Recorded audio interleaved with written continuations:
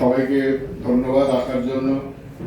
আর কলকাতা ফেস্টিভ্যালকে ধন্যবাদ যে আমাদের ছবিটা কম্পিটিশনে মনোনয়ন দেওয়ার জন্য।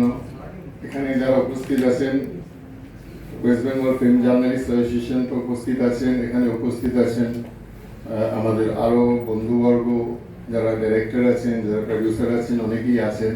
আমরা সিনেমাটা করেছি, আমার বন্ধুও, ছোটবেলার বন্ধু, আমরা এক মিত্র স্কুলে একসঙ্গে পড়াশোনা করেছি, যেখানে কিছুদিনের জন্য রাজ কাপুরজি পড়াশোনা করেছিলেন। এটা একদম ঠিক না, এটার কোনো প্রমাণ নেই। এটা বলা হয়, কিন্তু এটার প্রমাণ পাওয়া যায়নি। আমাদের একটা প্রমাণ আছে, সেটা কারণ যে বয়সে উনি ছিলেন আমরা জানতে পারি। আমি এটা নিয়ে ধরুবাবুর কাছেও গিয়েছিলাম একবার। আমাকে বলেছিলেন যে স্কুলটা ছিল টালিগঞ্জের ঠিক পাশে, কারণ যখন ছেড়ে আসতেন তাহলে গাড়ি করে কেন টালিগঞ্জে যাবেন রাজ কাপুর, পৃথ্বী রাজ কাপুরের সাথে, যদি মিত্র ইনস্টিটিউশনে পড়েন? না, গাড়ি করে ছেড়ে দেওয়া হতো। এটা আমাকে ঢুলুবাবু নিজে বলেছে, আমি জানি না এটা কোথায় কোথায় বলা হচ্ছে।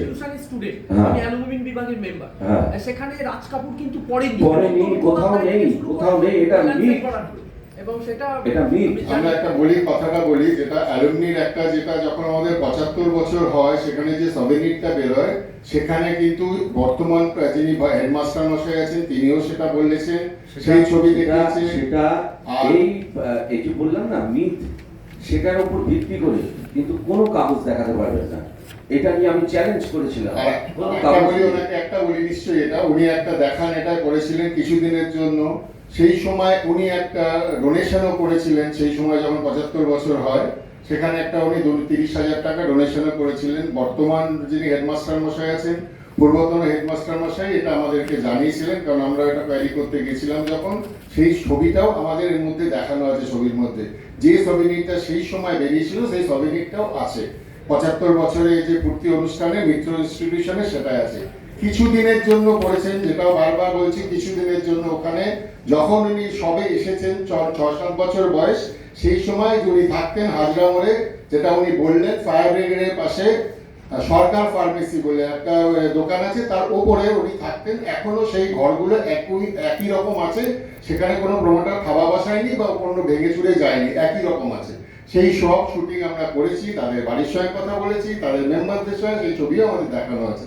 মানে আমাদের কাছে প্রমাণ একদম হতেই পারে যে এটার মধ্যে কোনো তথ্য নেই, কারণ বেশিরভাগ জায়গায় আমরাও সেটা চেক করার জন্য গেছিলাম, যে সেন্ট জেভিয়ার্স দেখাচ্ছিলেন সেখানে, যেটা উনি বলছেন জেভিয়ারিয়ান বলছেন, উনি একটা জেভিয়ারিয়ান ছিলেন বলছেন, কলকাতা সেন্ট জেভিয়ার্স। সেই জন্য আমরা ওটা আরও চেক করার জন্য গেছিলাম, যেটা ওই উইকিপিডিয়া বা গুগল সার্চ করলে দেখা যায় সেখানে সেন্ট জেভিয়ার্সের উল্লেখ আছে। তা সেটা নিয়ে একটা কনফিউশন কিন্তু আমরা পেয়েছি, আমরা নিজেরা লিখি। যাই হোক, সেটা না, ওই জন্য আমি বলছি এই প্রসঙ্গটা একদম কারণ মিত্র ইনস্টিটিউশন দাবি করেন কিন্তু প্রমাণ করতে পারেন না। তারা যেটা লিখেছেন, কার ভিত্তিতে লিখেছেন, তাদের 75 বছরে যেটি লিখেছেন কার উপর ভিত্তি করে সেই ছবিটা লেখা হয়েছে, সেই তথ্যটা দিতে পারেননি। এবার কিছু কিছু বই লিখেছিল, আমি যে কারণেই বলছি, আমি অনেক জায়গায় কথা বলে জেনেছি যে উনি যদি মিত্র ইনস্টিটিউশনে পড়বেন, 7 বছরের ছেলে ওদিকে না গিয়ে আবার এদিকে আসছে কেন তাহলে গাড়ি করে বাবার সাথে? একদম ঠিক। স্কুলটা ছিল টালিগঞ্জের পাশে এবং সরকারি একটা প্রাইমারি স্কুল, যেটা আমি জানি। এটা একটা জায়গা, একটা স্কুলে পড়েছি, আর একটা আমার বাড়ি হাজরা মোড়ে, যেখানে উনি থাকতেন ঠিক তার পাশেই হচ্ছে আমার বাড়ি, একদম হাজরা মোড়ে।